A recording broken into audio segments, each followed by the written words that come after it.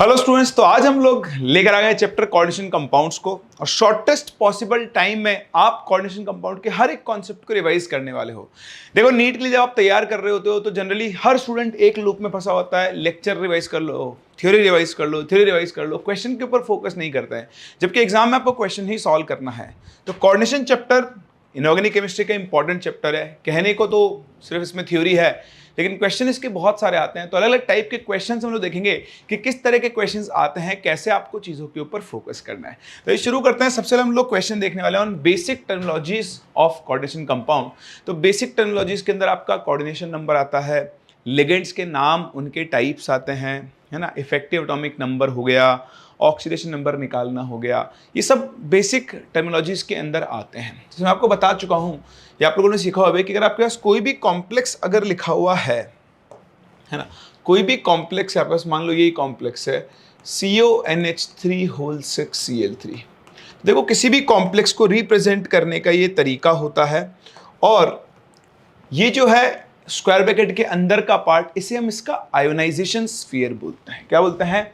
Ionisation sphere बोलते हैं। जो स्क्वायर ब्रैकेट के अंदर का पार्ट है वो इसका आयोनाइजेशन स्फीयर है। जो इसके बाहर का पार्ट, सॉरी आयोनाइजेशन बोल रहा हूँ, कोऑर्डिनेशन स्फीयर है, I am very very sorry, है ना। ये इसका कौन सा स्फीयर है? कोऑर्डिनेशन स्फीयर है। और जो बाहर का पार्ट है ये इसका क्या है? आयोनाइजेशन स्फीयर है। मतलब ये आयनाइजेबल है और ये वाला पार्ट जो होता है नॉन आयनाइजेबल होता है। ये अंदर जो 6 NH3 लिखे हुए वही इसके कोऑर्डिनेशन नंबर को दिखाता है। NH3 जो है वो आपका एक मोनोडेंटेट लिगेंड है। तो ऐसे लिगेंड्स जो सेंट्रल मेटल एटम के साथ सिर्फ एक कोऑर्डिनेट बॉन्ड बना सकते हैं उन्हें हम लोग मोनोडेंटेट लिगेंड के नाम से जानते हैं। जो एक साथ 2 कोऑर्डिनेट बॉन्ड बना सकते हैं उन्हें हम बाइडेंटेट लिगेंड बोलते हैं। जो 3 वो ट्राई, जो 4 वो टेट्रा, 5 पेंटा और 6 हेक्सा। हेक्साडेंटेट लिगेंड का एक बहुत ही बड़ी एग्जांपल होता है, नाम तो आपको पता होगा, कमेंट सेक्शन में जरूर बताएं। यस, उसका नाम होता है EDTA, ethylene diamine tetra acetate. ठीक है, सुना हुआ आप लोगों ने। तो यहां ये 6 कोऑर्डिनेट बॉन्ड कोबाल्ट के साथ बना रहा है, यानी यहां पर इसका जो कोऑर्डिनेशन नंबर होगा वो होगा 6। कितना होगा? 6 होगा। सही ना। तो बेसिक बेसिक चीजें हैं। ऑक्सीडेशन नंबर, ये न्यूट्रल लिगेंड है, इसका चार्ज 0 होगा। देखो 3 क्लोरीन पे चार्ज है -3 को बैलेंस करने के लिए क्या होगा? +3। तो इस पे अलग अलग क्वेश्चंस देखते हैं और क्वेश्चंस के थ्रू इस टॉपिक को हम कवर करते हुए चलते हैं। देखिए, पहला क्वेश्चन आपके सामने है, इथाइलिन डाइमाइन टेट्रा एसिडेट। यह है आपका EDTA, जो कि एक हेक्साडेंटेट लिगेंड होता है। एक्चुअली EDTA 4- की फॉर्म में रहता है। इथाइलिन डाइमाइन टेट्रा एसिडेट, इसमें क्या होता है? इथाइलिन ग्रुप हो गया आपका, ये इथाइलिन एल्कीन को बोलते हैं, बेसिकली ईथीन को। उसके एक एक कार्बन की वैलेंसी फ्री कर दो, डाइअमान यानी 2 NH2 ग्रुप, और हर N के साथ 4 एसिटेट ग्रुप जोड़ दो, लाइक दिस। थोड़ा सा आप अगर प्रैक्टिस कर ले, वैसे मुझे नहीं लगता कि ऐसा कोई भी स्टूडेंट जो नीट देने वाला है अभी कुछ दिनों के अंदर और वो इस लिगेंड को नहीं जानता हो। और भाई अगर नहीं जानते हो ना तो जान लो, क्योंकि ये आपके बहुत ज्यादा काम में आने वाला है। सही है। तो नीट 2024 का क्वेश्चन है ए ऑप्शन, हेक्साडेंटेट लिगेंड। ठीक है, चलिए जी, बहुत बढ़िया। विच of the following is not an ambidentate ligand. अब देखो, एम्बीडेंटेट लिगेंड क्या होता है? जैसे आपके सामने से क्वेश्चन आया और मान लो आपको टॉपिक नहीं आता है, तो इस टाइम पर आपको अपने नोट्स उठाकर सिर्फ इस टॉपिक के ऊपर फोकस करना चाहिए। सीख लो उसको। जैसे मान लो मुझे एम्बीडेंटेट लिगेंड नहीं आता तो मैं सीख लेता हूं उसको। तो एम्बीडेंटेट लिगेंड क्या होता है? जिसमें 2 डोनर एटम होते हैं, 2 donor atoms, but only uses 1 donor atom at a time। ठीक है, जैसे आपके पास SCN- है, इसको हम बोलते हैं थायोसाइनेटो, और अगर आप इसको NCS- लिख दो तो ये क्या बन जाता है आपका? आइसोथायोसाइनेटो। जैसे आप देखो, एक होता है पास NO2-, इसे बोलते हैं नाइट्रो, और एक होता है ONO-, इसे हम लोग क्या बोलते हैं? नाइट्राइटो। तो ये एम्बीडेंटेट लिगेंड के कुछ एग्जांपल्स हैं जो आपको ध्यान रखने हैं। CN- भी एक एम्बीडेंटेट लिगेंड है। जब इसमें Ca- लिख रहे हैं तो हम इसे साइनाइडो या साइनो बोलते हैं। इसी में NC- लिख दो तो ये क्या बन जाएगा? आइसोसाइनो। देखो बहुत सिंपल है, जब इसे ऐसे लिखा हुआ है तो यहाँ सल्फर डोनर है, यहाँ नाइट्रोजन डोनर है, यहाँ कार्बन डोनर है। जब ये ऐसे लिखा है तो यहाँ नाइट्रोजन डोनर है, ऐसे लिखा है तो ऑक्सीजन डोनर है, और ऐसे लिखा है तो नाइट्रोजन डोनर है। तो इसमें होते दो डोनर एटम है, बट एक टाइम पर एक ही डोनर एटम काम में आता है। तो देखो HCN माइनस एम्बिडेंटेड है, NO2 माइनस एम्बिडेंटेड है, ये ऑक्सिलेटो है, ये सिर्फ एक बाइडेंटेड लिगेंड होता है, ये एम्बिडेंटेड लिगेंड नहीं होता है। C2O4 2- को हम ऑक्सिलेटो के नाम से जानते हैं। चलिए, the coordination number and oxidation number of X in the following compound will be. तो देखो ये X कोई सेंट्रल मेटल आइटम है, सल्फेट के ऊपर चार्ज होता है -2, अमोनिया होता है न्यूट्रल, क्लोरीन पे चार्ज है -1। तो देखो सबको मिला दूं तो टोटल नेगेटिव चार्ज है -3, उसको बैलेंस करने के लिए इसके ऊपर चार्ज होना चाहिए +3। ये तो क्या इसका कोऑर्डिनेशन नंबर। 5 अमोनिया और 1 सल्फेट, टोटल 6 लिगेंड जुड़े हुए हैं, तो कोऑर्डिनेशन नंबर कितना हो गया 6। तो 6 and 3, third option will be the correct answer to this question. एक और चीज मैं आपको बता दूं, कोऑर्डिनेशन नंबर की बात चले तो आप ध्यान रखना कि +3 ions of 3D series, 3D series जहां पे स्कैंडियम, टाइटेनियम, वेनेडियम से लेकर जिंक तक होता है, तो +3 आयन का कोऑर्डिनेशन नंबर हमेशा कितना होता है 6। अगर आपके पास Pt+4 है, Pd+4 है, उसका कोऑर्डिनेशन नंबर हमेशा कितना होगा 6। अगर आपके पास Pt+2 है और Pd+2, इसको तो रट लेना, Pt+2 Pd+2 के लिए कोऑर्डिनेशन नंबर हमेशा 4 होता है, और इनका जो कॉम्प्लेक्स बनेगा वो हमेशा स्क्वायर प्लेनर होगा। बहुत काम में आती है अपने डायरेक्ट। सिमिलरली Cu+ और Ag+, +1 स्टेट में कोऑर्डिनेशन नंबर कितना आता है 2, और जो आपका कॉम्प्लेक्स होता है वो लीनियर होता है। बात समझ में आ रही है? तो बहुत सिंपल है, इसको आप ध्यान रखना। ये बेसिक टर्मिनोलॉजीज हैं जिनके ऊपर कई तरह के क्वेश्चंस आपको मिलते रहते हैं।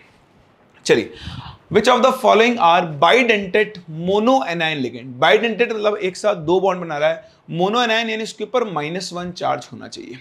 देखो ये डाइमिथाइल ग्लाइकोसिमेटो, इसको हम बोलते हैं DMG, तो DMG पे -1 होता है। अब आप बोलोगे सर डाइमिथाइल ग्लाइकोसिमेटो, भाई आपके सिलेबस में है प्रैक्टिकल केमिस्ट्री में Na+2 का जो हम सॉल्ट एनालिसिस करवाते हैं ना, टेस्टिंग ऑफ कैटायंस, वहां पर काम में आता है, जरूर याद रखना। डाइमिथाइल ग्लाइकोसिमेटो की स्ट्रक्चर थोड़ी सी फोकस पे रखें, C+C है ना, ये N, इधर इससे एक O- जुड़ता है, इधर इससे एक OH जुड़ता है। ये जो आपका DMG है, ये Ni+2 आयन के साथ एक कॉम्प्लेक्स बनाता है which is NiDMG whole twice, और इसका एक रोजी रेड PPT बनता है। कैसा PPT बनता है? रोजी रेड PPT बनता है। इस इंफॉर्मेशन को जरूर याद रखें। डाइमिथाइल ग्लाइकोसिलेट एक बाइडेंटेड लिगेंड है। आज मेरी आवाज थोड़ी खराब हो रही, गला बैठा हुआ है। तो DMG जो है वो एक बाइडेंटेड लिगेंड है। एक लिगेंड 2 कोऑर्डिनेट बॉन्ड बनाएगा तो 2 कितने बनाएंगे? 4। तो ये बहुत इंपॉर्टेंट है, इसको आप ध्यान रखना। ऑक्सिलेटो आयन बाइडेंटेड है, लेकिन ये डाई एनायन होता है, उसमें -2 चार्ज होता है। बिस इथेन 1,2 डायमाइन, या फिर आप इसे इथाइलिन डायमाइन के नाम से भी जानते हो। और इथाइलिन डायमाइन जो है वो बाइडेंटेड तो है, लेकिन साथ में कैसा होता है? न्यूट्रल। तो मुझे चाहिए -1 चार्ज वाला, और सिर्फ एक ही ऑप्शन है जिसमें लिगेंड के ऊपर -1 चार्ज है। तो आप इन लिगेंड्स के नाम, स्ट्रक्चर थोड़ा सा ध्यान रखें। आप चाहें तो मैं आपके लिए समराइज करता हूं कौन कौन सा आपके काम में है। आपके जो काम में आएगा, एक तो है इथाइलिन डायमाइन। कौन काम में आएगा? Ethylene diamine. EN से हम इसको रिप्रेजेंट करते हैं, तो CH2 ऐसा NH2, एक इधर एक इधर। एक और चीज ध्यान रखना, सेंट्रल मेटाटम के साथ एक कोऑर्डिनेट बॉन्ड ये बनाएगा, एक कोऑर्डिनेट बॉन्ड ये बनाएगा। तो जो एटम कोऑर्डिनेट बॉन्ड बना रहा है उसे हम बोलते हैं डोनर एटम। क्या बोलते हैं? Donor atom. और देखो ये इससे क्लोज्ड रिंग बन गई, तो जो क्लोज्ड रिंग बनने का प्रोसेस है उसे हम बोलते हैं कीलेशन। क्या बोलते हैं? कीलेशन। यहां पर कीलेशन में क्या है? क्लोज्ड रिंग बन रही है। So this is formation of closed ring, है ना। और यहां पर जो नंबर ऑफ रिंग्स हैं उसका फॉर्मूला बनेगा N-1। क्या है? नंबर ऑफ रिंग्स का फॉर्मूला क्या बनेगा? N-1। N क्या है? N इसकी डेंसिटी। तो N मत लिखो, आप तो सिंपल लिख लो फॉर्मूला डेंसिटी -1। यानी अगर किसी लिगेंड की डेंसिटी 2 है तो वो एक रिंग बनाएगा, अगर किसी लिगेंड की डेंसिटी 5 है तो वो 4 रिंग फॉर्म करेगा। समझ में आ गया। एक इसको ध्यान रखें, जो आपका दूसरा लिगेंड है उसे हम बोलते हैं ऑक्सिलेटो। इसको कई बार OX2- से भी रिप्रेजेंट करते हैं, या फिर इसका फॉर्मूला है C2O4 2-। तो इसमें दोनों ऑक्सीजन एटम जो होते हैं वो डोनर एटम होते हैं, और यहाँ पर भी आपके पास स्टेबल 5 मेंबर्ड रिंग बनती है। एक और छोटी चीज अगर मैं बताऊं, वैसे तो काम नहीं आती नीट में, बट फिर भी आ जाए, अगर आप यहाँ से इसको देखो बीच में से, तो ये वाला साइड और ये वाला साइड बराबर है, यहाँ पर भी है। इन्हें हम बोलते हैं सिमेट्रिकल बाइडेंटेड लिगेंड्स। क्या बोलते हैं? Symmetrical bidentate ligand. सही है, समझ में आ रहा है? तो इस चीज पे आप लोग ध्यान दें। ऑक्सिलेटो के अलावा जैसे मैंने आपको अभी बताया, एक आप बाइपिरिडल और देखो, कभी कभी काम में आ जाता है ना। इसे बिपाई या फिर डिपाई कुछ भी बोल देते हैं, कई बार डाइपिरिडल भी लिख देते हैं लिखने वाले इसको। बाइपिरिडल डाइपिरिडल दोनों नाम चलते हैं। तो आप अपनी ऐसी पिरिडल रिंग बनाओ, ये रही, यहाँ पर एक डोनर एटम है, ऐसे ही दूसरी रिंग बनाओ, यहाँ भी एक डोनर एटम है, और ये दोनों डोनर एटम की तरह यहाँ पर काम करते हैं। ठीक है, तो ये आपके पास बाइपिरिडल होते हैं, ये आपको पता होना चाहिए। इसके अलावा देखो आपके पास एक होता है GLY-1 ग्लाइसिनेटो, इसको हम GLY-1 के नाम से जानते हैं। या कुछ भी नहीं है, ग्लाइसिनिक एसिड होता है, बायो वाले तो बहुत अच्छे से जानते हैं क्योंकि अमीनो एसिड होता है ये, C+O O-। अब यहाँ एक ऑक्सीजन डोनर है, एक नाइट्रोजन डोनर है, तो ये जो है ये अनसिमेट्रिकल बाइडेंटेड लिगेंड है। ये सिमेट्रिकल, लेकिन ये कैसा होता है? अनसिमेट्रिकल। और उसके अलावा मैंने आपको बताया था DMG, तो ये 5 बाइडेंटेड लिगेंड तो आप याद रखें। तो DMG इज डाई मिथाइल ग्लाइऑक्सीमेटो, पूरा नाम लिख देता हूं, डाई मिथाइल ग्लाइऑक्सीमेटो। ठीक है, तो डबल बॉन्ड C, यहां पर भी CH3 आएगा, फिर NO- NOH। ध्यान रखना, यहां पर जो डोनर एटम होता है वो ऑक्सीजन नहीं होता, नाइट्रोजन होता है। एक इंपॉर्टेंट चीज है जो आपको ध्यान रखनी चाहिए। उसके अलावा EDTA4-, इसकी स्ट्रक्चर मैं आपको पहले बता ही चुका हूं। ये आपके पास एक हेक्सा डेंटेट लिगेंड होता है। क्या होता है? हेक्सा डेंटेट लिगेंड होता है। तो इन लिगेंड्स की स्ट्रक्चर अरेंजमेंट आपको अच्छे से आनी चाहिए। सही है, चलिए बढ़ते देखें यहां से और आगे। Nomenclature of coordination compound. तो नॉमेनक्लेचर में रूल्स होते हैं, उनको आपको रटने की जरूरत नहीं है, थोड़ी सी प्रैक्टिस कर लो। आपको ये पता होना चाहिए कि आपके पास अगर एनायनिक लिगेंड है तो उसके नाम के लास्ट में जो ई होता है उसको हम ओ से रिप्लेस करते हैं। अगर आपके कॉम्प्लेक्स का पार्ट एनायनिक है, एनायनिक कॉम्प्लेक्स है, तो उसके नाम के आगे 8 लगा देते हैं। तो बाकी मैं आपको नाम लिख के बताता हूं। यहाँ पे आपको ऑक्सीडेशन नंबर निकालना आना चाहिए, वो इंपॉर्टेंट है। और शुरू करते हैं, देखते हैं कुछ क्वेश्चन साथ। नीट 2022 में आया हुआ क्वेश्चन है। तो देखो यहाँ पर कैटायन भी कॉम्प्लेक्स है, एनायन भी कॉम्प्लेक्स है। अभी जस्ट थोड़ी देर पहले मैंने आपको बताया था कि सिल्वर जब +1 में होता है उसका कोऑर्डिनेशन नंबर 2 होता है। यहाँ देखो उसका कोऑर्डिनेशन नंबर 2 है, पानी है, पानी को हम एक्वा बोलते हैं, इतना आपको आता ही होगा। तो यहाँ ये सिल्वर +1 में है, इसके +1 को बैलेंस करने के लिए इस पूरे मॉलिक्यूल पे -1 आएगा, क्योंकि देखो ये न्यूट्रल है तो इस पर भी +1 होगा। इसको मान लो X प्लस साइनाइड पे चार्ज होता है -1 इक्वल टू इसका नेट चार्ज हो गया -1, तो X की वैल्यू कितनी आ गई? +1। तो ये सिल्वर भी यहाँ पर +1 में, तो दोनों जगह पर सिल्वर +1 में। नाम कैसे लिखेंगे इसको? लिखेंगे डाई एक्वा। क्या लिखेंगे? Di aqua. तो डाई एक्वा सिल्वर, क्योंकि कैटायनिक पार्ट में है इसलिए का नाम यूज करेंगे सिल्वर। फिर इधर जाएंगे डाई साइनिडो। क्या लिखेंगे? डाई साइनिडो। लेकिन अब ये एनायनिक पार्ट है तो इसके नाम के आगे 8 लगाएंगे, और सिल्वरेट नहीं लिखकर हम इसको अर्जेंटेट यूज करते हैं। गोल्ड के लिए ऑरेट, आयरन के लिए फेरेट, Hg के लिए मर्क्यूरेट, लेड के लिए प्लम्बेट, ऐसे हम लोग यूज करेंगे। तो इसका नाम क्या होगा? Di aqua silver first. देखो लिखा है दे रहा, डाई एक्वा सिल्वर सेकेंड गलत है, डाई एक्वा सिल्वर फर्स्ट ये सही है। फिर डाई साइनिडो अर्जेंटेट फर्स्ट, तो ये मेरे इस कॉम्प्लेक्स का करेक्ट आंसर हो गया। तो आपको अगर नॉमेनक्लेचर नहीं आता तो एक बार नॉमेनक्लेचर के रूल्स पढ़े, है ना, बहुत सिंपल है। मैंने आपको बताया, छोटी छोटी चीज़ों का ध्यान रखो। ऑक्सीडेशन नंबर निकालना है। अगर आपका एनाइनिक पार्ट कॉम्प्लेक्स है तो नाम में देखो, यहाँ तो कैटायन भी कॉम्प्लेक्स है, एनायन भी कॉम्प्लेक्स है। तो एनाइनिक पार्ट कॉम्प्लेक्स है तो नाम के लास्ट में क्या लगेगा? 8। एक ही तरह के एक से ज्यादा लिगेंड हो तो 2 के लिए डाई, 3 के लिए ट्राई। अभी आप एक और रूल देखोगे कि अगर आपका लिगेंड जो है वो एक क्लोज्ड रिंग बना रहा है, कीलेशन हो रहा है, या फिर उसके नाम में पहले से बाई डाई ट्राई है, तो आप 2 के लिए बिस, 3 के लिए ट्रिस और 4 के लिए टेट्राकेस यूज करोगे। ये आप लोगों ने सीखा हुआ है। ठीक है, आइए बढ़ते हैं। देखिए इसका नाम लिखना है, दिख रहा है कॉम्प्लेक्स एनायन है, इस पे माइनस चार्ज है। 6 साइनाइड है तो क्या लिखोगे? हेक्सासाइनिडो। अब आयरन का ऑक्सीडेशन नंबर निकालो तो इस पे -1 होता है, देखो -6 को ले जाओ +6 तो इसका ऑक्सीडेशन नंबर आएगा 3। एनाइनिक पार्ट में तो 8 लगेगा तो क्या लिखेंगे? हेक्सासाइनिडो फेरेट थर्ड। दिख रहा है कहीं पे? हेक्सासाइनिडो फेरेट थर्ड। ये मिसप्रिंट हो गया, नहीं ये रहा मिसप्रिंट हो, ये रहा हेक्सासाइनिडो फेरेट थर्ड आयरन। एक हेक्सासाइनो आयरन थर्ड लिखा हुआ है, गलत है। हेक्सासाइनो फेरेट लिखता तो मैं सही मान लेता, है ना, क्योंकि साइनो और साइनिडो बोलते हैं इसको, कभी पहले साइनो बोलते थे, अब IUPAC बोलते हैं कि आप इसे साइनिडो बोलो। तो करेक्ट नाम क्या होगा? हेक्सासाइनिडो फेरेट थर्ड। वैसे इसमें आयन लिखने की जरूरत नहीं है, आयन जनरली हम कैटायंस के लिए यूज करते हैं, बट अब उन्होंने लिख दिया है तो लिख दिया, हम भी क्या कर सकते हैं, सभी में आयन लिखा हुआ है तो कोई दिक्कत वाली बात नहीं है। चलिए, द करेक्ट IUPAC, देखो मैं आपसे कह रहा था ना, अभी आ गया इथाइलिन डाइअमाइन, तो इसके नाम में पहले से डाई है तो अब हम डाई नहीं यूज करेंगे, 2 है ना तो उसके लिए क्या यूज करेंगे? बिस, पहली बात। दूसरी बात, ये फ्लोरीन और ये इथाइलिन, ABCDEF, F और E में E पहले आता है, तो हम नाम लिखते टाइम अल्फाबेटिकल ऑर्डर को फॉलो करेंगे, इसलिए इसके नाम की शुरुआत करेंगे हम बिस। कहां से?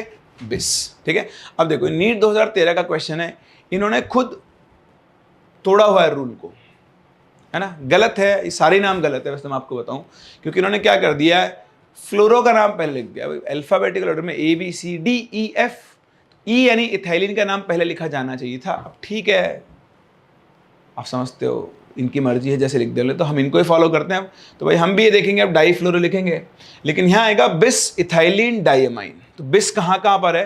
देखो निस है यहाँ पर, ये रहा बिस, ये रहा बिस, डाई फ्लोरो डाइथाइलिन तो बिल्कुल ही गलत है। अब आ जाते हैं यहाँ पर, ये देखो इसका कैटायनिक पार्ट कॉम्प्लेक्स है, एनायन इसका सिंपल है।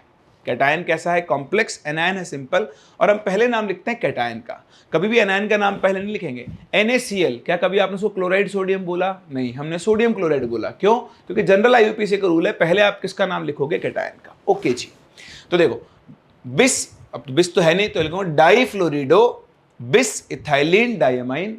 अब इसका ऑक्सीडेशन नंबर निकालो तो ये न्यूट्रल, -1 × 2 -2 यहाँ पर, -1 यहाँ पर, -3 को बैलेंस करने के लिए +3, तो difluorido bis ethylene diamine chromium third chloride, difluorido bis ethylene diamine chromium third chloride, ये आंसर बिल्कुल सही है।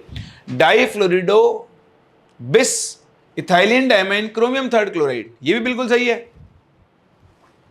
ना, दोनों के दोनों बिल्कुल सही है, या क्या किया जाए? और क्लोरोडाईफ्लोरिडो निस इथाइलिन डाइअमाइन क्रोमियम थर्ड, तो ये तो गलत है, ये भी सही है, ये भी सही है। अब ज्यादा सही आपका कौन सा है भैया? वैसे तो ये ज्यादा सही है, इसमें हाइफन लगाते हैं, ये रूल है ना, बिना हाइफन के नहीं लिखते हैं क्योंकि फिर डिफरेंशिएट नहीं कर पा रहे हो बिस के साथ है। तो difluorido bis ethylene diamine chromium third chloride, ये आपका करेक्ट आंसर होगा। वैसे मुझे लगता नहीं इतनी क्लोज चॉइस दी होगी, तो या तो हमारे ऑपरेटर ने इसको लिखते टाइम गलती कर दी है, बट फिर भी एक बार आप और चेक कर लेना। नहीं नहीं नहीं, एक सेकेंड, ये नहीं है, थर्ड नहीं है, फर्स्ट बी सही होगा, मिस्टेक है, देखो मैंने गलत पढ़ लिया, F, और यहाँ भी F होता तो इसको सही करते, F और F, तो करेक्ट आंसर इसका बी होगा। तो भैया हमारे ऑपरेटर साहब बिल्कुल सही है, हम गलत है, हमारी आंखों को धोखा हो गया है।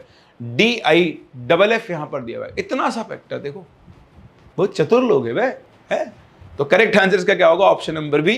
तो नीट 2013 का क्वेश्चन है, आप भी सतर्क रहें, सावधान रहें, जब 2 ऑप्शन बहुत क्लोज हो जाए तो बहुत ध्यान से पढ़ें, हो सकता है उनमें अल्फाबेटिकल ऑर्डर का कुछ हो। मैं आपको एक बहुत इंपॉर्टेंट चीज बताता हूँ, जनरली क्या होता है, हम इंग्लिश में पढ़ते हैं कि अगर 2 वोवल्स आ गए ए और ए, तो आप उनको मर्ज करके सिंगल ए लिख देते हो, लेकिन जब आप इसका नाम लिख रहे हो और 2 आ गए, जैसे मान लो आ गया टेट्रा अमाइन, तो टेट्रा और अमाइन आ गया ऐसे, तो आप सभी को पता है अमाइन के नाम में डबल एम आता है, पहली बात।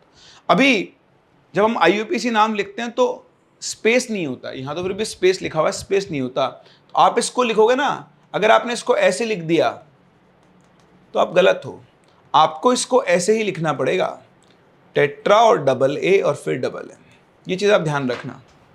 जनरल इंग्लिश में वोवल्स को कंबाइन करके सिंगल वोवल बनाते हैं, यहां पर नहीं बनाते हैं।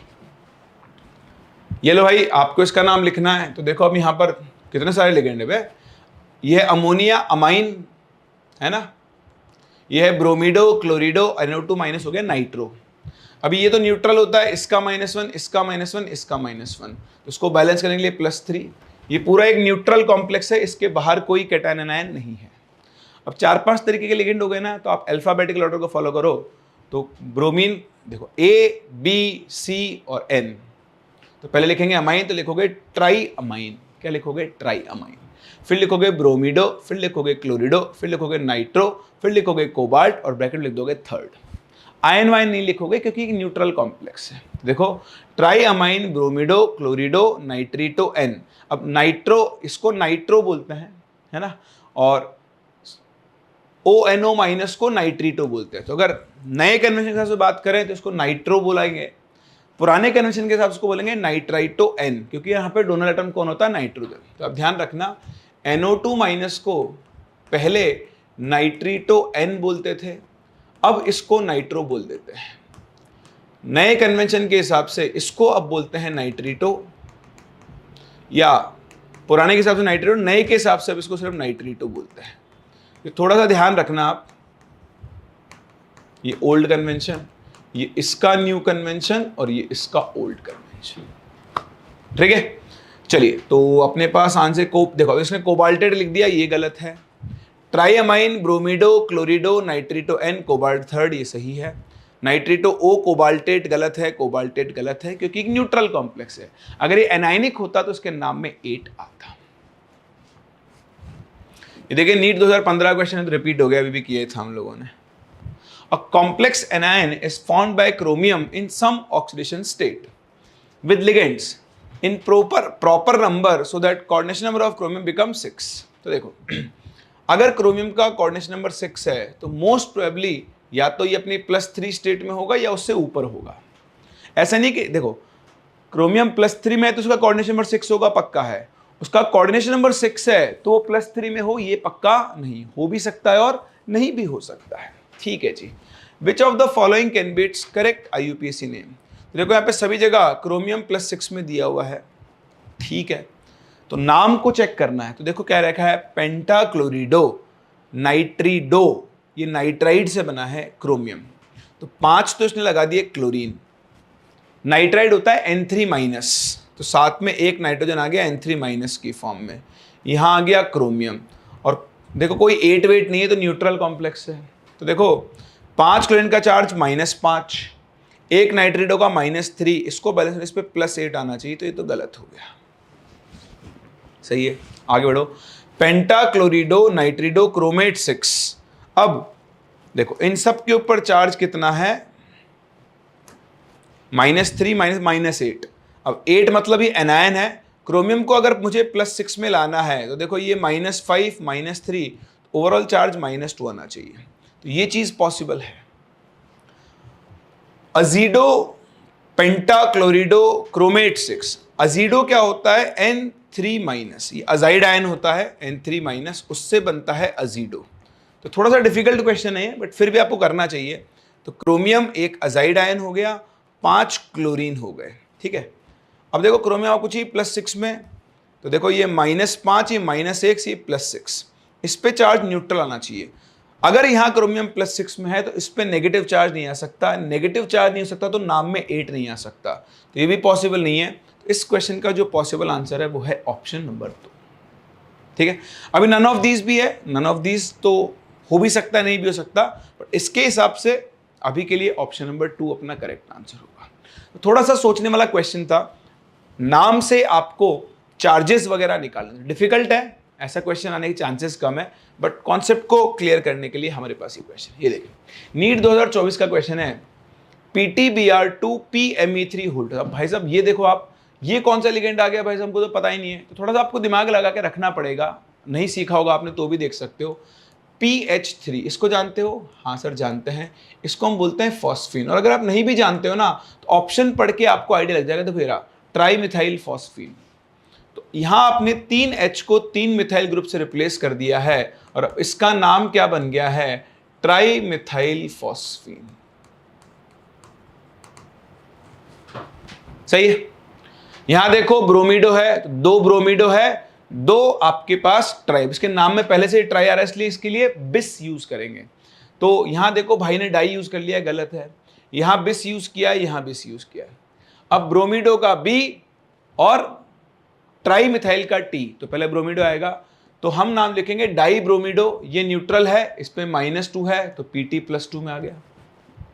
तो डाई ब्रोमीडो बिस tri methyl phosphine platinum second, क्योंकि एनायन नहीं है, न्यूट्रल कॉम्प्लेक्स है। तो आ रहा है कहीं पे डाई ब्रोमो लिख लिया इसने, बिस tri methyl phosphine platinum second. ये आपके इस क्वेश्चन का करेक्ट आंसर होगा। तो यहां पर देखो प्रॉपर इसने IUPAC को फॉलो किया है, अल्फाबेटिकल ऑर्डर को भी फॉलो किया है। इसमें उसमें गलती क्या है? इसने ट्राई मिथाइल फॉस्फीन को पहले लिख दिया, जबकि अल्फाबेटिकल ऑर्डर के हिसाब से अल्फाबेट्स में टी से पहले कौन आता है? बी आता है। सही है। चलिए अब चलते हैं आइसोमेरिज्म। और सर सीधा आइसोमेरिज्म पे आ गए आप? हाँ, क्योंकि आइसोमेरिज्म से बहुत सारे क्वेश्चंस पूछे जाते हैं, लेकिन मैं थोड़ा सा एक ब्रेक लेते हैं फिर वापस करते हैं, क्योंकि गला बहुत ज्यादा अभी लोड ले रहा है ना। चलिए भाई बैक अगेन। तो आइसोमेरिज्म जो है ना, देखो मैं आपको थोड़ा रिवाइज करवाता हूँ। आइसोमेरिज्म जो 2 तरह की होगी यहाँ पर, एक आपके पास होगी स्ट्रक्चरल, ठीक है, और दूसरी कौन सी होगी? स्टीरियो। और स्टीरियो में भी 2 टाइप होंगे, आपके पास होगी GI और एक आपके पास होगी ऑप्टिकल आइसोमेरिज्म OI। OI में ना आपको 2 चीज देखनी है, या तो ऑप्टिकली एक्टिव होगा सब्सटेंस। अब अगर सब्सटेंस आपका ऑप्टिकली एक्टिव है तो उसकी एक मिरर इमेज बन जाएगी भाई साहब, ठीक है। और किसी भी कंपाउंड के ऑप्टिकली एक्टिव होने के लिए उसके अंदर सिमेट्री नहीं होनी चाहिए। अब देखो सिमेट्री के बहुत सारे एलिमेंट होते हैं, बट अगर मैं नीट लेवल पे बात करूं तो आपको सिर्फ POS देखना है। तो आपको जो कंपाउंड दिया हुआ है अगर उसके अंदर POS नहीं है तो वो ऑप्टिकली एक्टिव होगा, एक उसकी मिरर इमेज बनेगी, एनेंटियोमर बन जाएगा। लेकिन अगर उसके अंदर POS है तो फिर वो ऑप्टिकली कैसा होगा? इनएक्टिव होगा। If POS is present.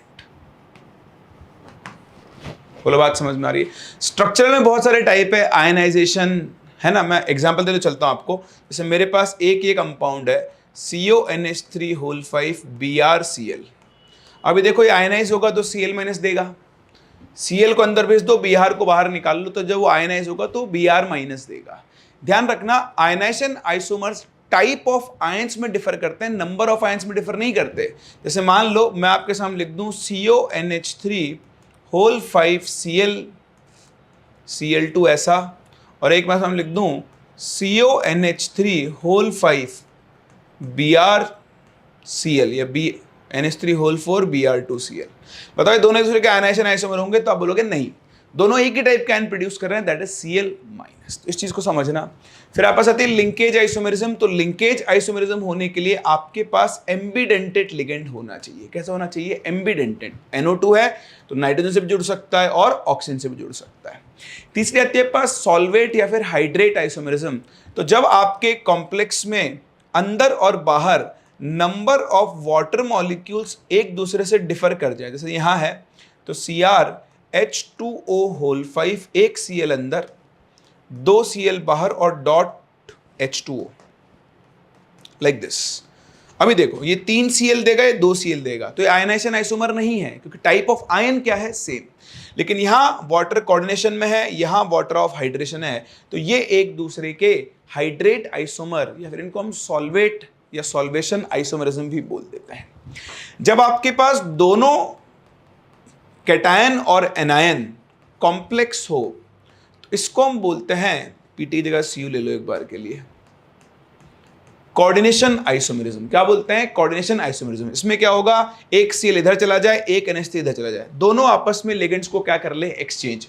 तो उसे हम बोलते हैं कोऑर्डिनेशन आइसोमेरिज्म। तो इस तरह टोटल 4 आइसोमेरिज्म होती है स्ट्रक्चरल के अंदर, जो आपके मेनली काम में आएगी।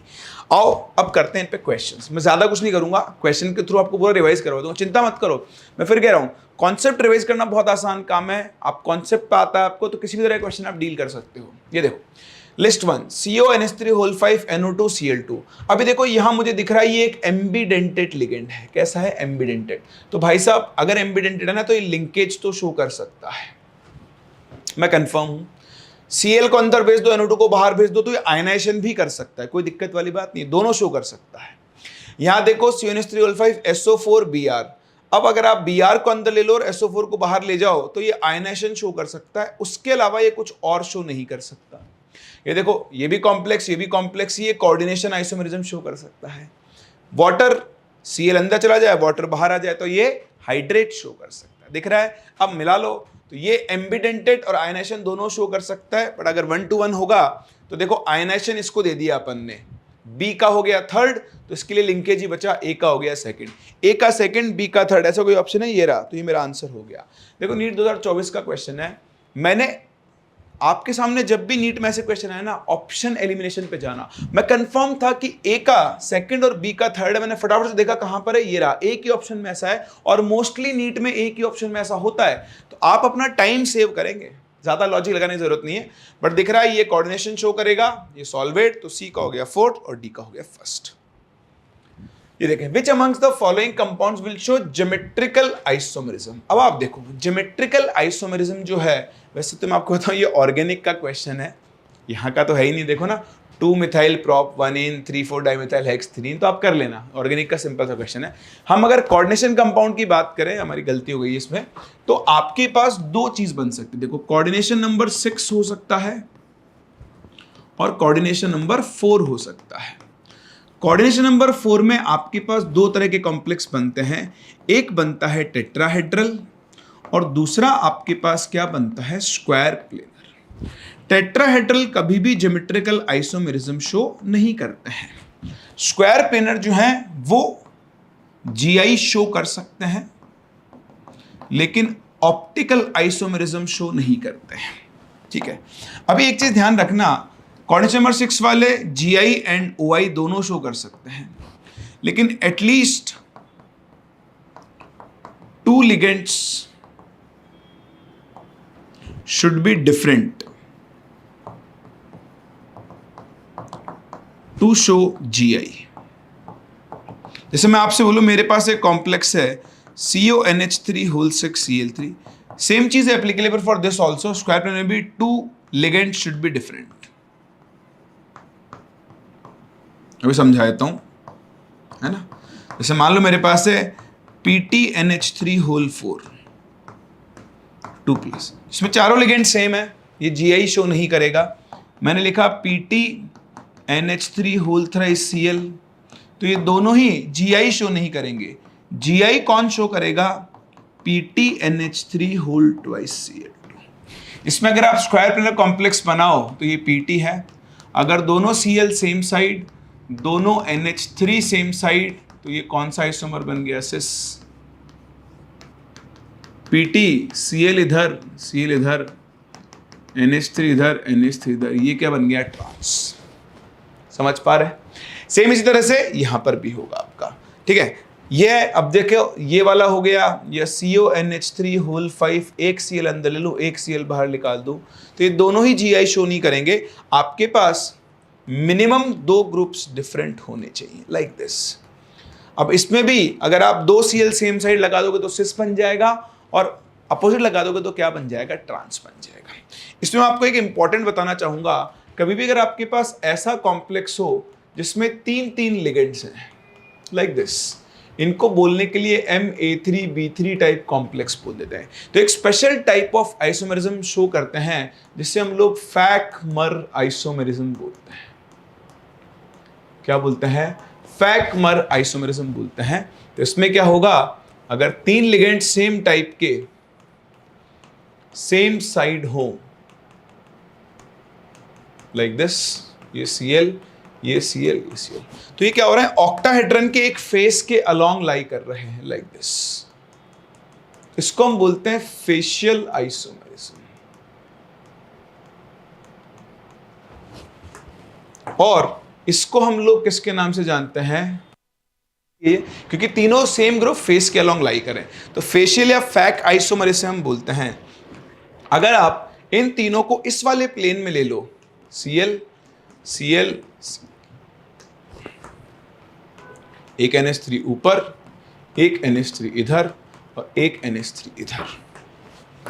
तो ये जो है ये आपका मेरिडियोनल आइसोमर होगा,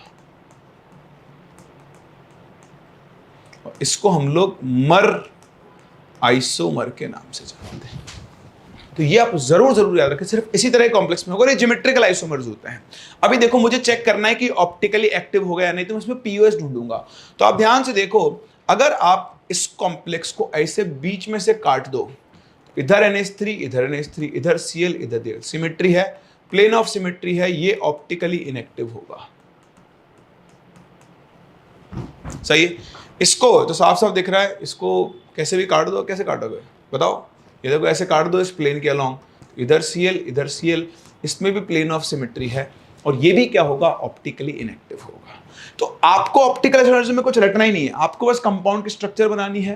कंपाउंड की स्ट्रक्चर आपने बना ली तो उसमें आपको सिमेट्री ढूंढनी है। अब अगर आप याद करना चाहते हो, रटना चाहते हो, तो एक तो ये रट लो, और दूसरी बात ये रट लो, अगर आपके पास कोई ऐसा कॉम्प्लेक्स है जिसमें तीनों बाइडेंटेड लिगेंड है इस तरह के, है ना, इनको आप MAA होल थ्राइस लिख सकते हो, जहां पर एक बाइडेंटेड सिमेट्रिकल बाइडेंटेड लिगेंड को दिखा रहा है। पर आपके पास कैसा भी बाइडेंटेड लिगेंड हो, अगर तीनों के तीनों लिगेंड बाइडेंटेड है तो रट लो, लिख लो, और डायरेक्ट क्वेश्चन आता है क्या कि ये GI शो नहीं करता है बट शोज OI। और मैं आपको बता दूं, नीट में भी पूछे गए हैं और जेई में तो बहुत पूछे गए ऐसे क्वेश्चन, इसलिए नीट में आ सकता है, इस साल के लिए इंपॉर्टेंट है। क्या? अगर तीनों लिगेंड बाइडेंटेड है तो कभी GI शो नहीं करेगा, क्या शो करेगा? OI। रट लो, लिख लो, अभी के भी लिख लो, दिमाग में छाप लो इस चीज को। आओ करते हैं क्वेश्चन। ये रहा क्वेश्चन आपके सामने, आप खुद ट्राई करो इसको। हो गया ना? चलो आगे चलते हैं, देखो आगे चलते पर इसको डिस्कस कर लेते हैं। तो आइसोमर्स बाय दीज कंपाउंड, देखो H2O बाहर आ गया, ये शायद मेरे भाई ने है ना गलत लिख दिया है। हाँ ये सही है, वो Cl अंदर लेके Cl2.H2O, देखो दिख रहा है हाइड्रेट आइसोमर्स है। तो हाइड्रेट आइसोमर यानी सॉल्वेट आइसोमरिज्म है, और कोऑर्डिनेशन नंबर हर जगह 6 है। एक लाइन का आंसर। दूसरी बात, एक और चीज देखो इंपॉर्टेंट, यहां पर दो क्या है? लिगेंड डिफरेंट है, तो ज्योमेट्रिकल शो कर सकता है, लेकिन ये नहीं कर सकता, ये नहीं कर सकता। तो इन तीनों में कौन सी आइसोमरिज्म वो पूछ रहा है। तो ये तीनों एक दूसरे के ज्योमेट्रिकल आइसोमर नहीं है ना? ये ज्योमेट्रिकल शो कर सकता है, लेकिन ये दोनों इसके ज्योमेट्रिकल आइसोमर नहीं है। तो ये सॉल्वेट आइसोमरिज्म है, और कोऑर्डिनेशन नंबर कितना है? 6 है। ये देखें, what is the type of isomerism shown by this complex COCl2En whole twice. देखो दो आपके कौन से हैं? बाइडेंटेड लिगेंड है, और दो आपके पास क्या है? क्लोरीन है। सही है, दिख रहा है आपको? ये चूहा घूम रहा है ऊपर। तो आप इसको अगर ध्यान से देखें बनाना कैसे होता है, एक काम की चीज यहां सीखने को मिलेगी। तो देखो दो ग्रुप डिफरेंट है ना, तो दोनों Cl को सेम साइड लगा लो, ये हो गया सिस आइसोमर। ठीक है, अब एक En ग्रुप इधर से बॉन्ड बना लेगा नीचे से, और एक En ग्रुप इधर से बॉन्ड बना लेगा लाइक दिस। ठीक है, तो ये इसका सिस आइसोमर है। अब आप इसमें सिमेट्री ढूंढो, आपको इसमें सिमेट्री नहीं मिलेगी। हाँ, ट्रांस वाला जब आप इसका बनाओगे तो एक Cl ऊपर, एक Cl नीचे, इधर से En ऐसे, इधर से En ऐसे। तो देखो इसमें तो प्लेन ऑफ सिमेट्री है, POS। तो ट्रांस वाला जो है वो तो क्या होगा? Optically inactive. ठीक है, लेकिन सिस वाले में आपको सिमेट्री नहीं मिले। आप बोलोगे सर मैं ऐसे काट दूं, तो काट दो, ये वाला इस प्लेन में है, ये इसके परपेंडिकुलर प्लेन में है, इनमें किसी तरह की कोई सिमेट्री नहीं है। ठीक है, तो ये आपका जो है ऑप्टिकली एक्टिव होगा। तो रटने की जगह आप इसे इस तरह से, इसकी एक मिरर इमेज बन जाएगी। तो ये ज्योमेट्रिकल भी शो कर सकता है, ऑप्टिकल भी शो कर सकता है, आयनाइजेशन वगैरह नहीं शो कर सकता। तो आयनाइजेशन गलत है, कोऑर्डिनेशन गलत है, ज्योमेट्रिकल सही है, लिंकेज गलत है। सही है, आसानी से क्वेश्चन सॉल्व हो गया। और देखें, चलिए ठीक है। तो आइसोमरिज्म पे भी आपको इतने क्वेश्चन दिए हैं, बट जो मैंने आपको याद करवाया है आप उसे याद कर लो, और आप खुद से अब इसके ऊपर और क्वेश्चंस ट्राई कर सकते हो। आएगा ऐसा ही, इनमें से कौन शो करेगा, कौन सी शो नहीं करेगा। और मैं आपको सजेस्ट करूं, जो भी नीट वाले बच्चे हैं, जेई मेन के 1-2 साल के सिर्फ इनऑर्गेनिक की PYQ जरूर करना। बहुत डिफिकल्ट वाले नहीं दिख जाएंगे, जो ज़्यादा डिफिकल्ट उसको छोड़ देना, बट लाइट वाले आप जरूर करो, आपके काम में आएंगे। ठीक है, चलिए, VBT is valence bond theory. तो वीबीटी और सीएफटी हम साथ में ही पढ़ते हैं। मैं आपको एक चीज सिखाता हूं, ध्यान रखना। अगर आपके पास कोऑर्डिनेशन नंबर 6 है, मतलब कॉम्प्लेक्स कौन सा होगा? ऑक्टाहेड्रल। तो ये ट्रिक हमेशा ध्यान रखना, फिल बाय स्प्लिटिंग। ठीक है, आपको स्प्लिटिंग से भरना है। कैसे भरना है मैं सिखा देता हूं। देखो, अगर आपने पहले नहीं सीखा है, किसी और तरीके से सीखा है, तो सब भूल जाओ, इसी तरीके से करना। तो ऑक्टाहेड्रल में स्प्लिटिंग होती है ऐसे, 3 डब्बे नीचे, 2 डब्बे ऊपर। ठीक है, 2 केस होते हैं, एक होता है वीक फील्ड लिगेंड और एक होता है स्ट्रॉन्ग फील्ड लिगेंड। तो मान लो आप D4 कॉन्फ़िगरेशन भर रहे हो। वीक फील्ड लिगेंड में क्या होता है? गैप कम होता है, तो 1 2 3 4 ऐसे ऊपर चले जाओगे। और अगर आपके पास D4 स्ट्रॉन्ग फील्ड लिगेंड हो, तो स्ट्रॉन्ग फील्ड लिगेंड के केस में क्या होता है? गैप बड़ा हो जाता है। तो 1 2 3 तो ऐसे ही भरेंगे। अब जब आप चौथा भरोगे तो ऊपर जाने की जगह यहीं पर भर दोगे।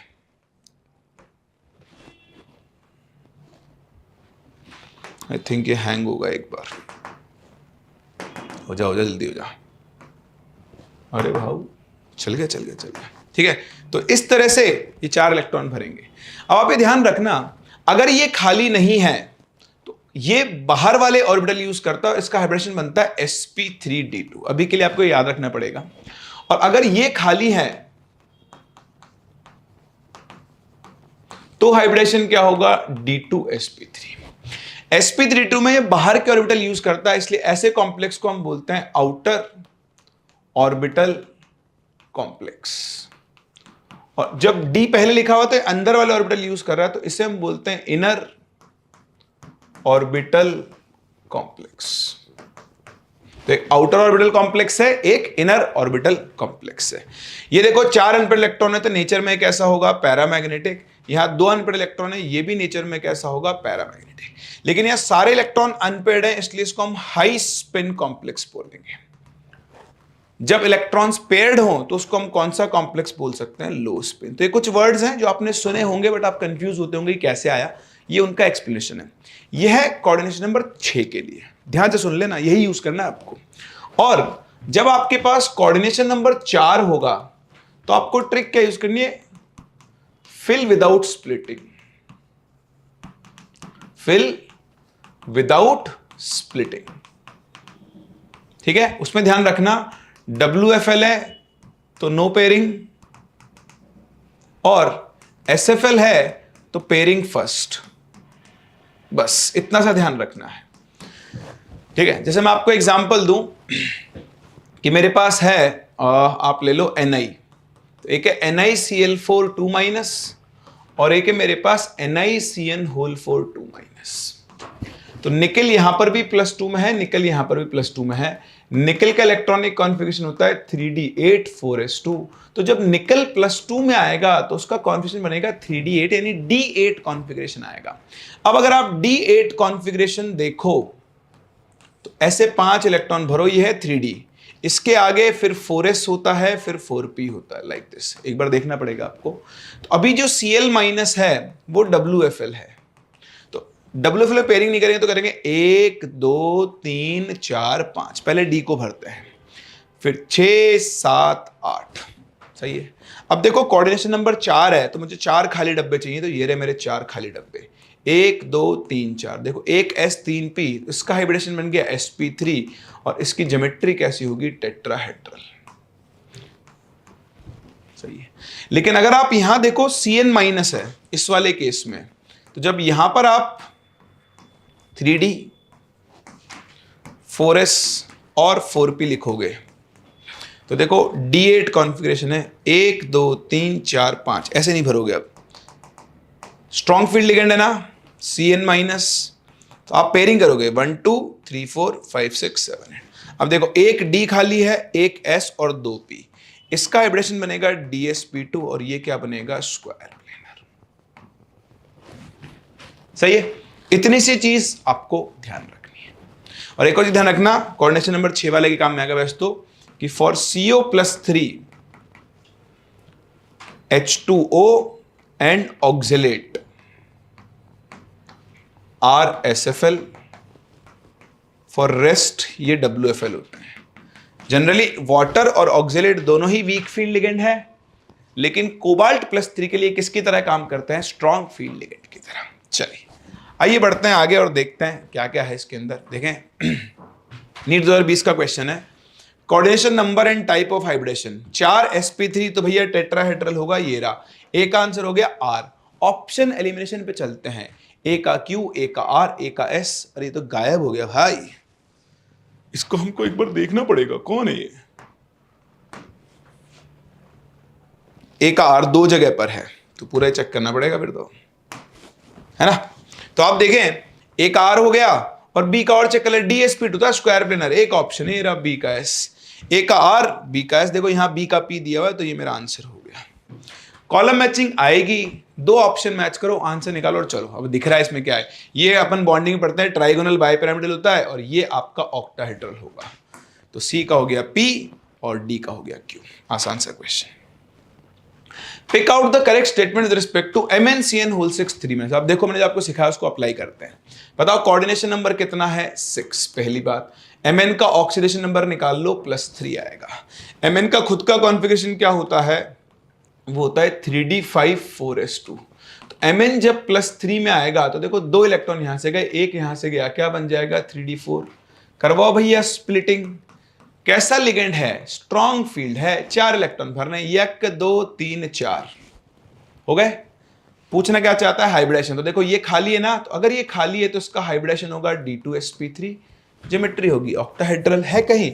ये रहा D2sp3 हाइब्रिडाइज्ड एंड ऑक्टाहेड्रल, ये रहा मेरा आंसर। सुन लो, सुनो गौर से नीट देने वालों, कि चाहे कुछ भी हो जाए, कोऑर्डिनेशन नंबर 6 है ना। आपने कुछ भी सीखा होगा किसी से, कई लोगों ने आपको सिखा रखा होगा स्ट्रॉन्ग फील्ड है तो पेयरिंग कर दो, जो मैंने कोऑर्डिनेशन नंबर 4 में गई, उसको कोऑर्डिनेशन नंबर 4 में यूज करना। कोऑर्डिनेशन नंबर 6 में स्प्लिटिंग करवा के ही इलेक्ट्रॉन भरेंगे, ठीक है, ध्यान रखना।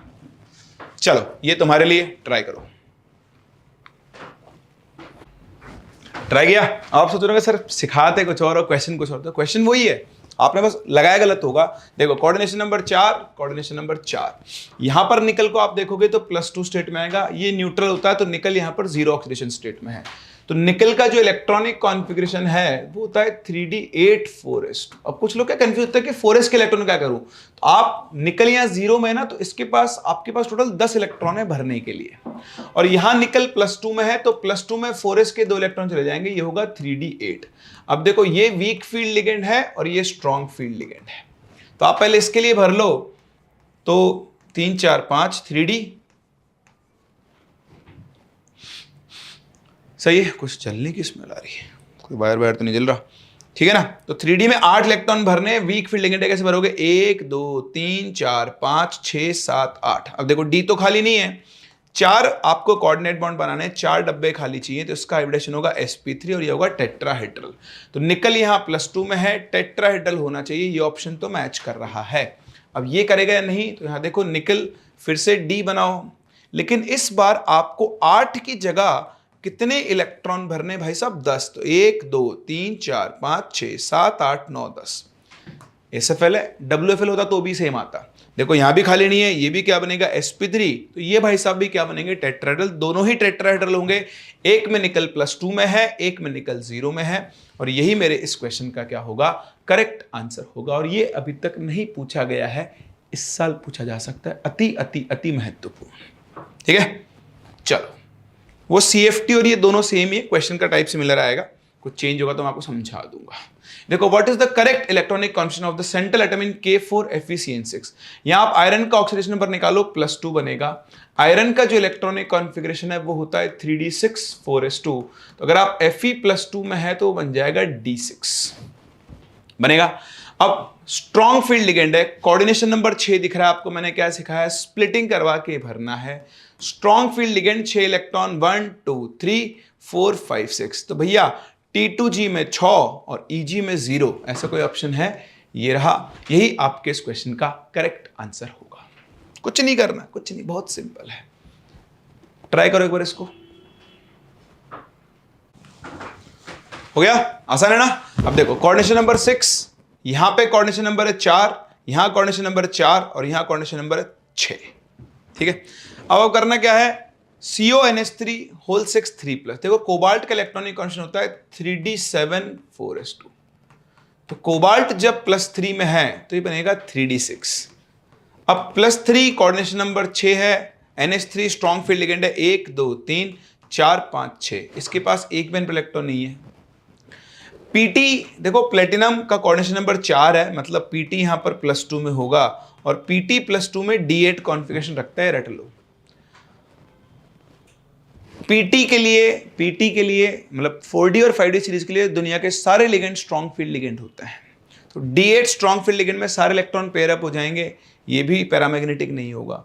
COBr4 2- कोबाल्ट +2 है। अब कोबाल्ट जब +2 में होगा तो उसका इलेक्ट्रॉनिक कॉन्फिगरेशन बचेगा 3d7। ऑड इलेक्ट्रॉन है और दुनिया की कोई भी ताकत ऑड नंबर ऑफ इलेक्ट्रॉन्स को पेयर अप नहीं कर सकती, तो ये मेरा पैरामैग्नेटिक होगा। वैसे मुझे मॉलिब्डेनम चेक करने की जरूरत भी नहीं है, करना चाहो तो कर लेना, यारी जरा निभाना मौत तक, है ना। तो ये बनेगा 4d1 5s2, 4d2 5s2, फिर ये बन जाएगा 4d4 5s1, ये बनेगा 4d5 5s1, ठीक है। और 0 ऑक्सीडेशन स्टेट में है, 6 कोऑर्डिनेशन, टोटल 6 इलेक्ट्रॉन है, इसी तरह से भर जाएगा स्ट्रॉन्ग फील्ड लिगेंड में, ठीक है। बट आंसर आपका ऑप्शन नंबर 3। इसमें क्या करना है, कोऑर्डिनेशन नंबर 6 है ना, ऐसे स्प्लिटिंग करवानी है। ये मॉलिब्डेनम का इलेक्ट्रॉनिक कॉन्फिगरेशन याद रखना, 6 इलेक्ट्रॉन है, स्ट्रॉन्ग फील्ड लिगेंड है, A और D सेम आएंगे। आगे बढ़े, विच इज डायमैग्नेटिक, फिर से सेम है, ये मेरे हिसाब से CP नहीं है, CO होगा, मिसप्रिंट हो गया है।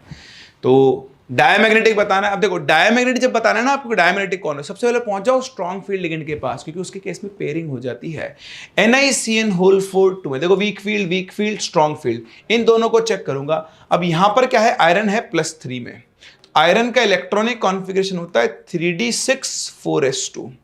तो जब Fe+3 में होगा, 2 इलेक्ट्रॉन यहां से, 1 यहां से, तो ये बन जाएगा 3d5। क्या बन जाएगा, 3d5 बनेगा ना। अब 5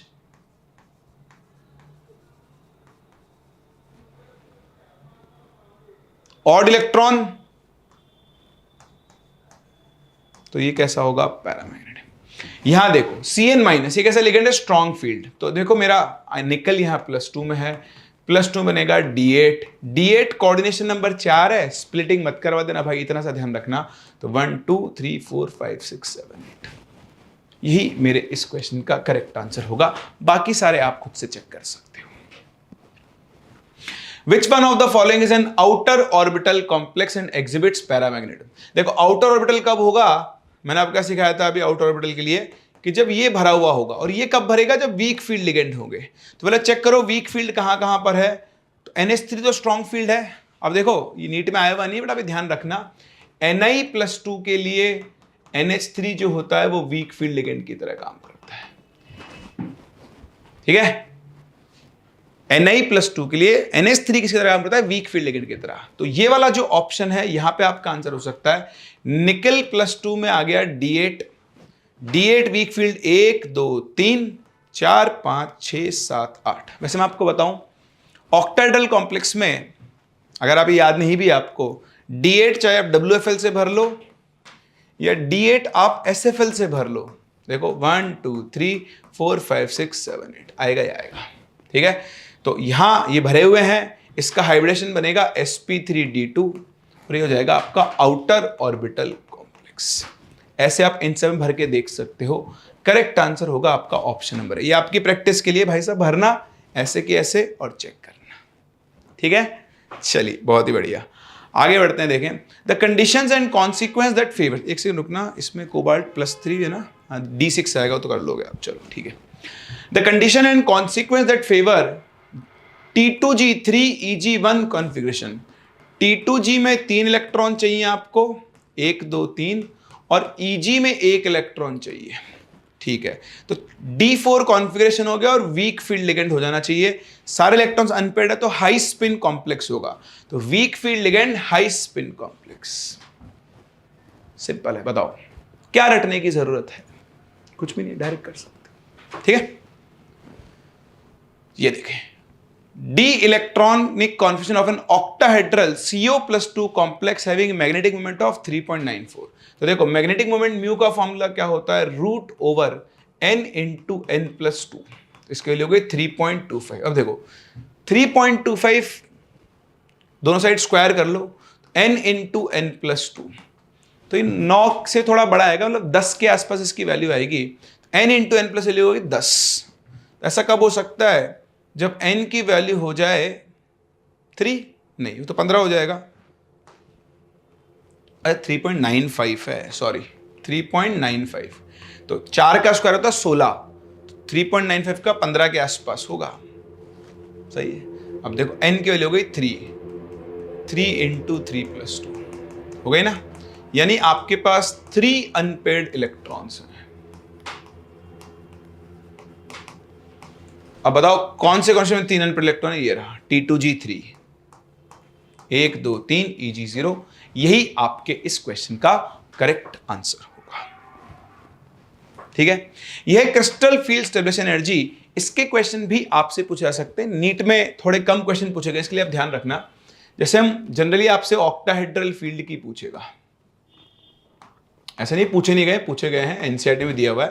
तो ऑक्टाहेड्रल फील्ड में स्प्लिट करो, सेम ऐसे आप टेट्राहेड्रल के लिए भी कर सकते हो, तो मैं ऑक्टाहेड्रल के लिए सिखा रहा हूं। ये जो गैप होता है ये डेल्टा नॉट होता है, इतना आपको पता है।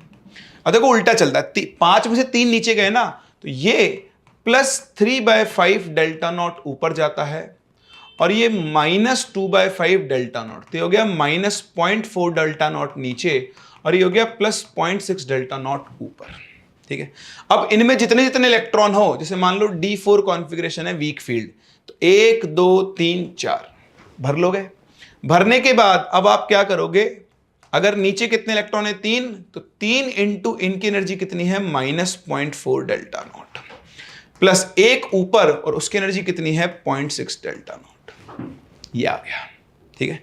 इसमें आपको एक एग्जांपल देता हूं D4 SFL का, है ना। तो जब D4 SFL होगा तो आप समझने की कोशिश करना, 1 2 3 4। अब अगर आप D4 नॉर्मल देखो, नॉर्मल कैसे, बिना स्प्लिटिंग के, तो 1 2 3 4, देखो आपने यहां कोई पेयरिंग नहीं थी, लेकिन यहां पर क्या हुआ है, 1 न्यू पेयर इज फॉर्म्ड। तो जब आपका नया पेयर बनेगा, हमेशा से चेक करना कि पेयर नया बन रहा है नहीं, क्योंकि यहां कोई पेयर नहीं था। अगर यहां एक पेयर होता तो उसको काउंट नहीं करता, अभी समझा दूंगा। तो एक नए पेयर के लिए पेयरिंग एनर्जी देनी पड़ती है। तब आप देखो, अगर मैं यहां CFSE निकालूं तो होगा 4 इंटू, यह -0.6 डेल्टा नॉट, -0.4 डेल्टा नॉट पर नीचे, ऊपर कोई इलेक्ट्रॉन नहीं है, प्लस एक नया पेयर बना है, तो पेयरिंग एनर्जी क्या होगी P। सर ये समझ में नहीं आया, अभी आएगा। एक बार एक काम करो आप, D6 WFL और D6 क्या भरेंगे हम, SFL। तो D6 WFL भरना है मुझे, और D6 क्या भरना है, SFL भरना है, ठीक है। तो अब आप देखो D6 WFL कैसे भरा जाएगा, ऐसे 1 2 3 4 5 6, और D6 नॉर्मल भर लो, 1 2 3 4 5 6। अब देखो एक पेयर पहले से था, यहां कोई नया पेयर नहीं है, नहीं है ना, ये पेयर तो पहले से बना हुआ था। अब इसका जब मैं CFSE निकालूंगा तो कितना लिखूंगा, 4 इलेक्ट्रॉन है -0.4 डेल्टा नॉट पे, 2 इलेक्ट्रॉन है 0.6 डेल्टा नॉट पर, और कोई पेयरिंग एनर्जी नहीं दूंगा क्योंकि पेयर पहले से ही बना हुआ है। लेकिन जब मैं D6 SFL बनाऊंगा तो आप समझने की कोशिश करना, 1 2 3 4 5 6, वहां से कंपेयर करूं तो 2 नए पेयर हैं। तो बताओ अब इसकी CFSE कैसे लिखूंगा, 6 इलेक्ट्रॉन किस लेवल पर है, -0.4 डेल्टा नॉट प्लस 2 पेयर बनेंगे। तो जो नया पेयर बनता है ना, उसी को हम लोग काउंट करते हैं। समझ में आ रहा है? चलिए अब आप करें, देखें इस पे क्वेश्चंस। नीट 2019 का क्वेश्चन है, the crystal field stabilization energy of this is this. अच्छा, आप लोगों ने सीखा हुआ होगा कि डेल्टा टेट्राहेड्रल फील्ड की जो होती है वो 4/9 टाइम्स होती है किसकी, डेल्टा ऑफ ऑक्टाहेड्रल फील्ड। तो देखो ये एक ऑक्टाहेड्रल कॉम्प्लेक्स है, कोऑर्डिनेशन नंबर 6 है, इसका कोऑर्डिनेशन नंबर 4 है, ये एक टेट्राहेड्रल कॉम्प्लेक्स है। तो 4/9 डेल्टा नॉट की वैल्यू दी हुई है 18,000, आंसर आ गया 8000, 92 से 18। So correct answer will be option number D. Simple सा क्वेश्चन, ठीक है। अमंग द फॉलोइंग, ये आप ट्राई करो, देखते हैं आप इसका आंसर ला पाते हो नहीं। सही है, तो बताओ क्या आंसर होगा इसका। Complex which show zero crystal stability. देखो जीरो स्टेबिलिटी एनर्जी कब आती है, जब दोनों बराबर से भरे हो, सिमेट्रिक फिलिंग, यानी 3 और 2 5। एक केस यहां जीरो आएगी, दोनों बैलेंस कर लेंगे एक दूसरे को, और एक यहां पर आएगी 1 2 3 4 5 6 7 8 9 10। आप दोनों में कैलकुलेट कर लो। देखो 3 इंटू ये आएगा -0.4 डेल्टा नॉट नीचे, प्लस 2 इंटू हो जाएगा 0.6 डेल्टा नॉट नीचे बराबर 0। यहाँ आएगा 6 इंटू -0.4 डेल्टा नॉट नीचे, प्लस 4 इंटू 0.6 डेल्टा नॉट ऊपर, 2.4 ये भी हो गया 0। सही है, तो आप देख लो, या तो आपके पास D5 कॉन्फ़िगरेशन हो या D10 हो। D5 भी WFL होना चाहिए, D10 कुछ भी हो। तो निकल Fe देख लो, सबसे पहले Fe का इलेक्ट्रॉनिक कॉन्फ़िगरेशन क्या होता है, 3d6 4s2।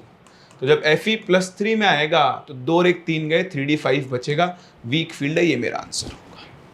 कोबाल्ट +2 में 3d7 आएगा, नहीं आएगा। कोबाल्ट +3 में 3d6 होगा, निकल +3 में 3d7 होगा, तो मेरा एक ही आंसर होगा, that is option number B. ये छोटा तरीका है, लंबा तरीका आपको पता है, एक एक को चेक करो और सॉल्व करो।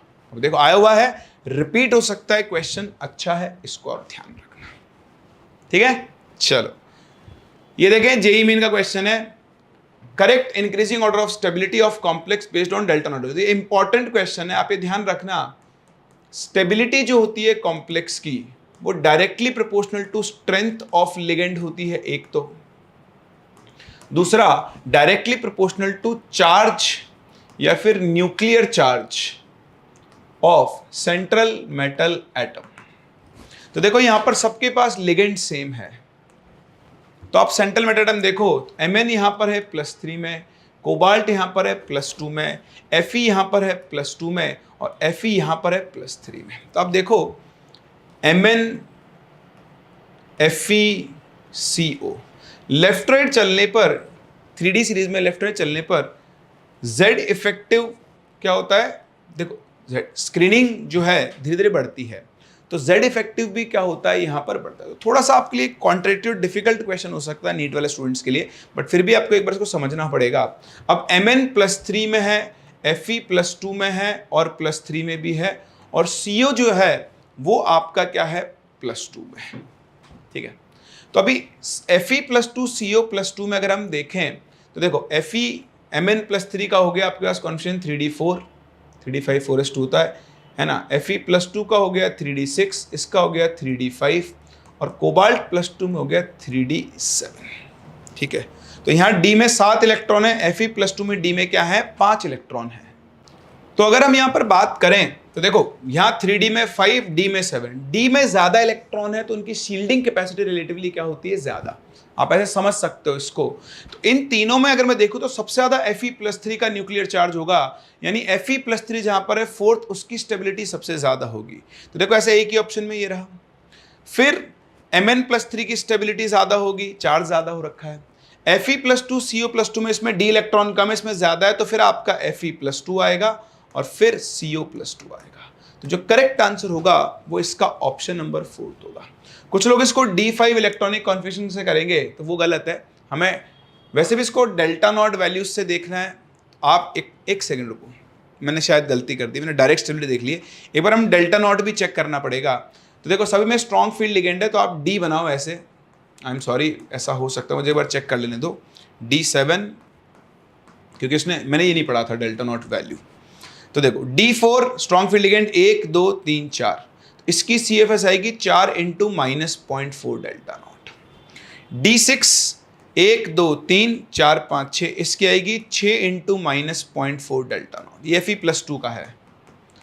Fe+3 में 5 इलेक्ट्रॉन होंगे, स्ट्रॉन्ग फील्ड लिगेंड 1 2 3 4 5 है ना, ये Fe+3 हो गया। तो इसकी आ जाएगी 5 इंटू -0.4 डेल्टा नॉट। और CO+2 में 7 हैं, तो 7 जब आप भरोगे स्ट्रॉन्ग फील्ड लिगेंड 1 2 3 4 5 6 7, तो इसकी आएगी 6 into -0.4 delta not plus 1 into 0.6। अब इसमें पेयरिंग एनर्जी आएगी बट वो दी नहीं है तो अपन काउंट नहीं कर रहे हैं, ठीक है। तो -2.4 प्लस 6 इज -1.8 डेल्टा नॉट, ये आ जाएगी। ये आएगी -2 डेल्टा नॉट, ये आएगी -2.4, आएगी -1.6, ठीक है। तो एक बार आंसर दोबारा रीचेक करना पड़ेगा। जिसका CFSE सबसे ज्यादा नेगेटिव वो सबसे ज्यादा स्टेबल होगा, क्योंकि एनर्जी लो हो गई ना, लो एनर्जी पे स्टेबिलिटी ज्यादा आती है। तो सबसे ज्यादा नेगेटिव है Fe+2 वाले का। सॉरी भाई, उससे चेक नहीं करेंगे अभी, नॉर्मल में इससे होता है, इसने डेल्टा नॉट वैल्यू से बोला है। तो इसका सबसे ज्यादा नेगेटिव Fe+2 वाला कौन सा है? थर्ड की सबसे ज्यादा होगी स्टेबिलिटी। फिर सेकंड मोस्ट नेगेटिव है ये Fe+3 यानी फोर्थ। फिर कौन सा है? -1.8 यानी कोबाल्ट वाला, दैट इज 2। और फिर फर्स्ट, ऐसा है क्या कोई? 1 2 3 1 2 4 3, ये रहा बी ऑप्शन। सॉरी, पर बहुत अच्छा क्वेश्चन है, ये ध्यान रखना। CFSE जितनी ज्यादा नेगेटिव, एनर्जी उतनी ही कम, और एनर्जी जितनी कम, स्टेबिलिटी क्या होगी? उतनी ही ज्यादा। In which of the following CFSE will be equal to 0? मैंने आपको ये बताया था, सिमेट्रिकल वाला है। देखो नीट में आया था, जेई में आ गया। इनऑर्गेनिक इक्वेशन स्विच होते रहते हैं, इसलिए मैं सजेस्ट करूंगा इस चैप्टर का, केमिकल बॉन्डिंग का, डी ब्लॉक का, जेई मेन के PYQ थोड़े बहुत जरूर कर लें, फायदा मिलेगा। ये आपके लिए है। और इसी के साथ साथ अपने इस चैप्टर का भी क्विक रिवीजन खत्म होता है। आई होप हमारी ये सीरीज आपको बहुत हेल्प कर रही होगी। कमेंट सेक्शन में जरूर बताएं, और मिलते हैं अगले चैप्टर केमिकल बॉन्डिंग के साथ।